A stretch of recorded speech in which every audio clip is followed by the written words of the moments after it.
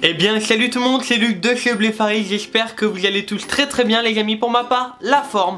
Aujourd'hui on se retrouve pour une toute nouvelle vidéo, la deuxième vidéo de la semaine spéciale Pâques. Je le rappelle très rapidement pour les personnes qui ne sont pas au courant, cette semaine il y aura 3 vidéos spéciales Pâques, enfin toutes les semaines il y a 3 vidéos, mais cette semaine c'est vraiment une semaine pour Pâques.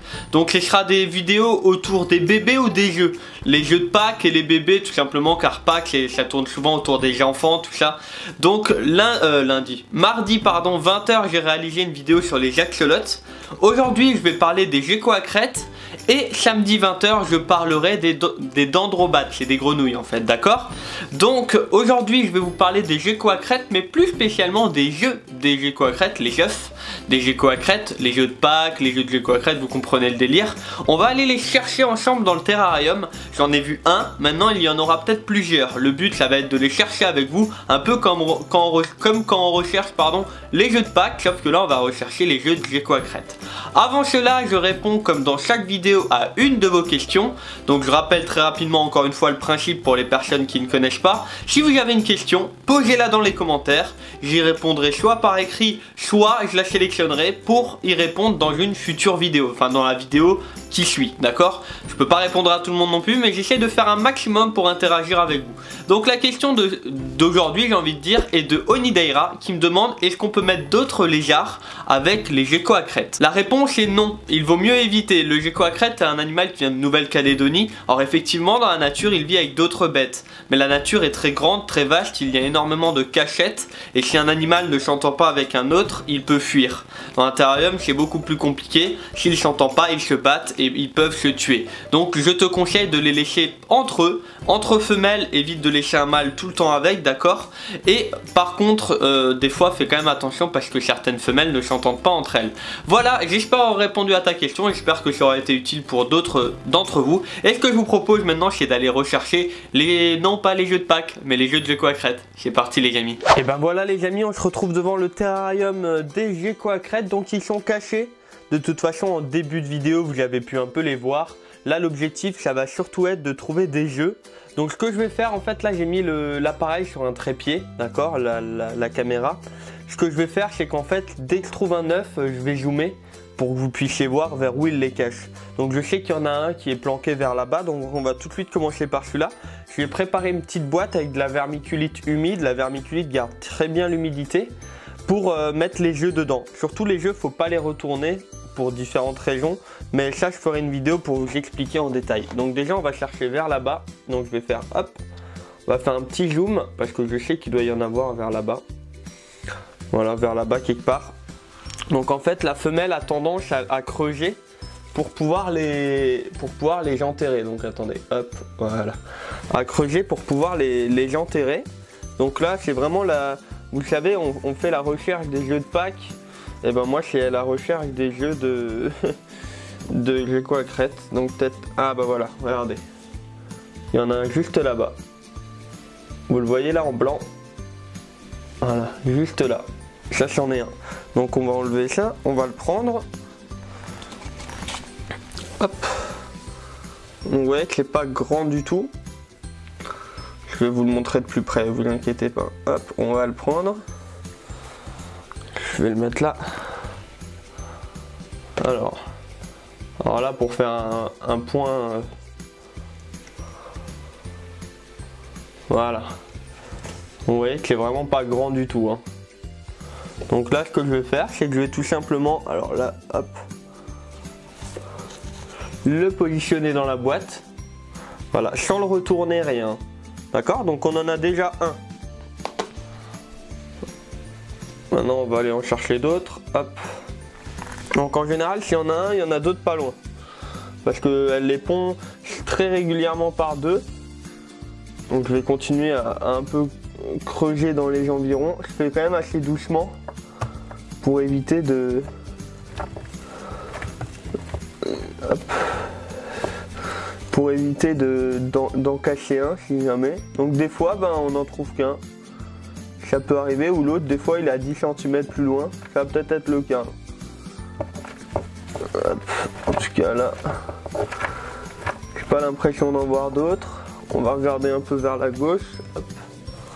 On va regarder un peu plus vers là quelque part peut-être. Elles aiment bien pondre en général près des branches, tout ça, donc peut-être qu'on en trouvera d'autres là. Alors, pour l'instant j'en vois pas d'autres. Ah là il y en a un. J'en ai trouvé un autre. Alors l'autre il est planqué juste là quelque part. Hop, donc à ma main pour le moment, regardez. Ah bah, c'est un peu plus devant. Voilà, juste ici là. Là vous le voyez. Là. Donc hop. On va le prendre, pareil. Il y en a un deuxième je crois même. Hop, je le retourne pas, je vous fais un petit point. Voilà. Donc là vous le voyez. Il est un peu plus grand que l'autre, donc à mon avis ils n'ont pas été pondus en même temps. Alors hop. Pareil, on le retourne surtout pas. Et je vais le poser juste à côté. Hop. Voilà, donc là on en a déjà deux. Poser la boîte. Hop.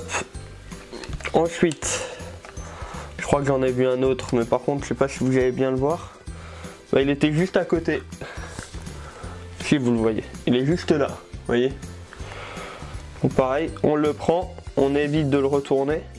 En fait, on les retourne pas parce que si vous le retournez, l'embryon qui s'est développé à un endroit, bon, en fait, d'un coup, il va changer de côté et il ne sera pas développé du bon côté. Donc, vous voyez que ça fait vraiment, c'est vraiment pas grand. Hein. Donc, pareil, hop, on le met juste à côté. Ah, donc on en a 3 pour le moment. Une bonne recherche d'œufs de Pâques. Hop, on va remettre un peu la caméra en l'air.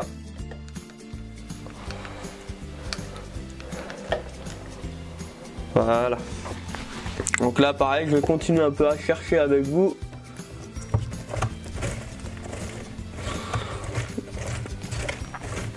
De toute façon, d'après les périodes où je les ai vus se reproduire, il devrait y en avoir maximum encore 2.